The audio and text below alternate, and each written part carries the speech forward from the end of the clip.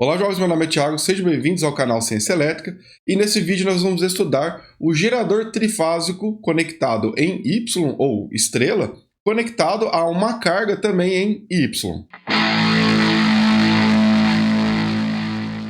As cargas alimentadas por fontes trifásicas, elas podem ter dois tipos de conexão, né? Temos a conexão Y, também conhecida como conexão estrela, ou delta, também conhecido como conexão triângulo. Quando uma carga em Y é conectada a um gerador em Y, o sistema é simbolicamente representado por YY, conforme mostra aí a figura 1.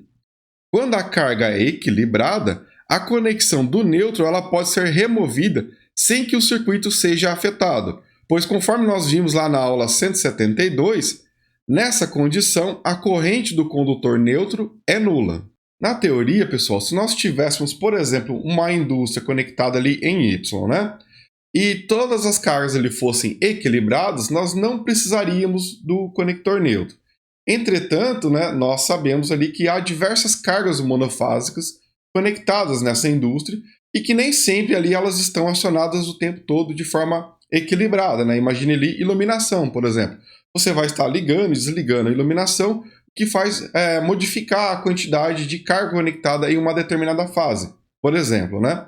Então, nós vamos ter ali essas condições onde causam ali desequilíbrio de fase com relação à carga, né? Então, como a fonte enxerga a carga desequilibrada, nós necessitamos do conector neutro para conduzir essa corrente de desequilíbrio. Considerando então um sistema YY de 4 fios, as três correntes de fase geradas são iguais, né, às três correntes de linha, que são iguais às três correntes de fase da carga, também conectada ali em Y. Como o gerador e a carga têm o neutro em comum, né, seja a carga equilibrada ou não, então a tensão de fase na carga é igual à tensão de fase no gerador. Ainda como o fasor da corrente de fase da carga é calculada como o fasor da tensão de fase da carga dividida pela impedância da carga conectada a essa fase, os módulos das correntes de fase são iguais se a carga for equilibrada e diferentes se a carga for desequilibrada. Né? Então lembre-se lá da aula 172 de que a tensão de linha é raiz de 3 vezes a tensão de fase. Né? Essa relação ela pode ser aplicada à carga equilibrada ou não em um sistema YY, né, de 4 fios. Ainda vamos fazer uma definição de notação usada por padrão, tá? Então, no caso de uma queda de tensão em um elemento da carga, o primeiro índice vai se referir, então, ao terminal através do qual a corrente entra no elemento, e o segundo ao terminal através do qual a corrente deixa o elemento, ok? Então, isso quer dizer que o primeiro índice é positivo em relação ao segundo, no momento de definir a polaridade da queda de tensão.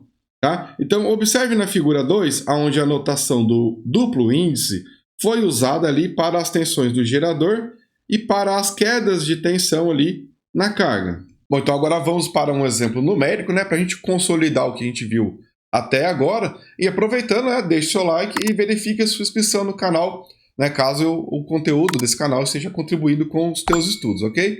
Vamos lá então. Exemplo 1. A sequência de fase do gerador conectada em Y, visto na figura 3, é ABC. Item A. Determine os ângulos de fase θ2 e 3. Bom, pessoal, então observe ali, né, para a referência da sequência de fase, basta a gente então marcar um ponto qualquer ali. Imagine agora o sistema girando no sentido anti-horário, né? Nesse caso, nós teremos ali a tensão EBN, depois ECN, depois EAN, né? Então, BCA é a mesma coisa que ABC ali na sequência passando por esse ponto, né? Então, para a θ2, pessoal, nós temos começando ali pela fase A, né? θ2 vem depois, né? Lá na fase B, logo, nós temos uma defasagem de 120 graus, ou seja, menos 120 graus é o ângulo de fase ali, θ2. Para θ3, nós podemos considerar que ele passou primeiro pelo ponto que é a fase A, 120 graus, ou seja, avançado ali 120 graus, ou ainda defasado 240 graus. Tá? Dá na mesma. No item B é pedido para determinar o módulo das tensões de linha. Bom, lembrando que nós estamos considerando o módulo aqui, o valor eficaz, né? Então, para a tensão de linha, basta pegar a tensão de fase e multiplicar por raiz de 3. Se você não lembra de onde surgiu esse raiz de 3, volte lá na aula 172 que tem a explicação certinho lá. Beleza, então, raiz de 3 vezes 127 volts, dali 220 volts. Como nós temos aqui o equilíbrio das tensões de fase, nós teremos também o equilíbrio das tensões de linha, né? Então, a tensão de linha EAB é igual à tensão de linha EBC, que é igual à tensão de linha ECA, né? Todos ali são de 220 volts o valor do módulo. No item C é pedido para a gente determinar as correntes de linha, né? Então, lembre-se que no caso aqui da conexão Y é gerador e carga, as tensões de fase do gerador e da carga são iguais, né? Nós temos a conexão do terminal neutro ali também. Então, para calcular a corrente, basta aplicar a lei de Ohm, né?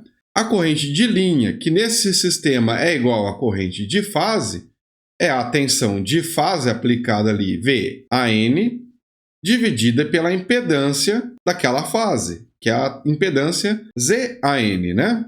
Então, para a corrente da fase A, nós temos ali 127 volts com ângulo de fase igual a 0 grau ali, né? Dividido pela impedância ali da fase A, que é 3 ohms o valor da resistência, mais J4 ohms ali, né, da reatância indutiva. Passando a impedância para a forma polar, nós temos ali o resultado de 25,4 amperes com um ângulo de fase de menos 53,13 graus. Para a corrente da fase B, né, o procedimento é o mesmo, nós vamos agora atribuir o fasor, né, da tensão da fase B, né, VBN, que, lembre-se, está defasado ali com um atraso de 120 graus em relação à tensão da fase A, né? Então, atribuindo os valores ali, nós temos 25,4 amperes, né, o valor do módulo da corrente, e a fase ali é de menos 173,13 graus. E por fim, né, a corrente na fase C, VCN sobre ZCN. Lembrando ali que a tensão da fase C, ela tem o mesmo módulo das outras, mas está avançado em 120 graus, ou ainda, né, defasado ali em 240 graus. No caso aqui, eu representei como um avanço de 120 graus. Okay? Atribuindo os valores, nós temos ali 25,4 amperes com um ângulo de 66,87 graus. Então, a corrente de linha IA é igual à corrente da fase IAN, né? O mesmo vale para B e depois para C. Observe ali para as correntes, né, a defasagem que existe entre cada uma delas. No item D é pedido para calcular a corrente do condutor neutro, né? Então, aplicando a lei de Kirchhoff para as correntes, né, a corrente do condutor neutro será a somatória da corrente da linha A, B e C.